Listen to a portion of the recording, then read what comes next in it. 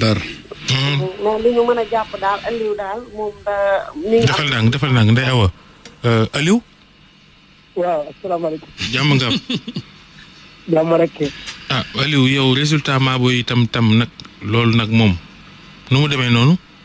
gannaaw bu ma sant yàlla julli si yonent bi maa ngi gërëm samay waajur di sant sama sëriñ Seydou Mouhamadou Mouhamadou Sarr di ñaan yàlla mu yokk ay leeram.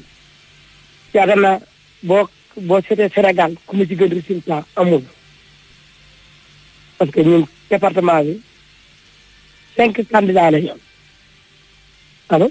waaw ñu ngi lay dégg. 5 candidats la ñu am waaye ku mu ci gën résultat amul ni ma gagné ci bureau de vote ci département bi kenn gagné wu ko rawatina Mabo boobu ngay wax. mais Mabo dañ la faa gagné tëdu. waaw biir Mabo man lañ ma gagné waaye dëkk àll yi wër Mabo. d'accord ok. Mabo mosuma ko gagné bi ma nekk politicien ba léegi.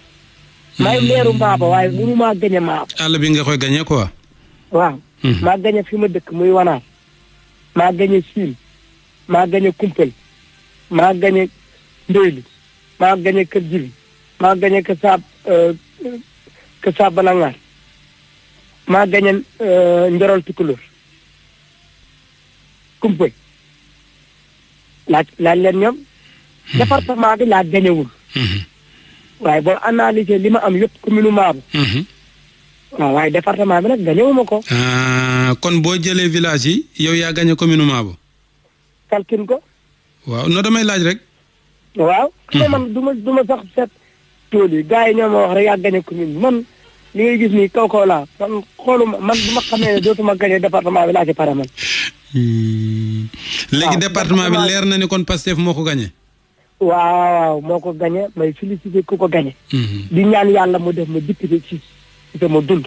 parce que ñaari yoon nekk naa ko candidat député ñaar yi ma ko nekk yëpp liste bii ma bokkoon jàllut bii nag mu ñëw bokk ci liste ba mu jàll. kon loolu sant suñu borom la. bi may bëgg a nekk député booba nekkuma maire.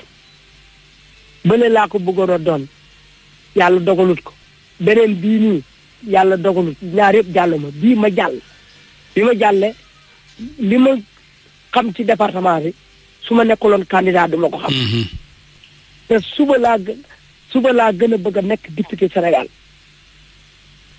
mbër bu bëree daan day dem defarwaat. waaw di ñaanal ki yàlla def député ci département bi yàlla na yàlla dogal mu liggéeyal département bi rek moo ma ñoroon ci député bi waaye du sama poche. sa mbër mu nga daan àndal muy bëree di daan ndax dimbali na la ci élection yi. waaw. dimbali na ma lool. ma dimbali mbër rek ma dimbali ci élection yi. élection yi bëri na am naa ñaari mbër yu ma ci dimbali. waaw am na sax élection yi li ma ci dimbali bëri na de est-ce que xam nga élection yi nit ñi may nañ ma ci 15 millions. yàlla xam na loolu. man du ma wax lu dul dëgg. nit ñi may nañ ma ci 10 millions ak juróom. ma dugg naa ko ci askan wi nag. waaw campagne daa metti carburant beeg waaj meeg t-shirt yeeg. waaw man kay damaa yërëm gars yi campagne sax Sénégal yëpp man département rek laa campagne. maa ngi waaj a dee. def nga 15 millions waay. imagine bu ma naroon a campagne def Sénégal yëpp man gars yi campagne Sénégal man laa yërëm. léegi bës bi nag noo def ak moom gone yi jël nañ sax yëf yi def ko musique. waaw man xam nga bu ma bëggoon a am bës grand man xam naa la bu ma bëggoon a am bës ba ma amee bës yàgg na parce que man yàgg naa Ndakaaru politique moo grand rek waaye ni ma mel noonu laa mel man kaw laa. ci fierté pour kaw bu ma doon. li may yàgg Ndakaaru mënumaa changé sama langue wax mënumaa changé sama jëf. kaw laa te it staru rajo wala télé laa bëgg loolu rek waaye fu ma jaar star la man fu ma jaar fii nit ñi dañ naan Aliou nga yàlla moo dogal yow mii nii rek boo nekkee Dakar xam jafe stress xam ni ngeen koy waxee dañu naan njëkk gis ma boo ma gisee lu la naqari day dañ parce que nitu jàmm laa. ndeysaan. waaw ñu ñaanal Sénégal jàmm rek. amiin xam na nag man Ousmane Sonko nag man mii Ousmane Sonko xam nga ne moom a gagné waaye du candidat bi fi newoon moom kan moo ko nekkaloon foofu mbir ki lan. Samba Dal lañ koy wax.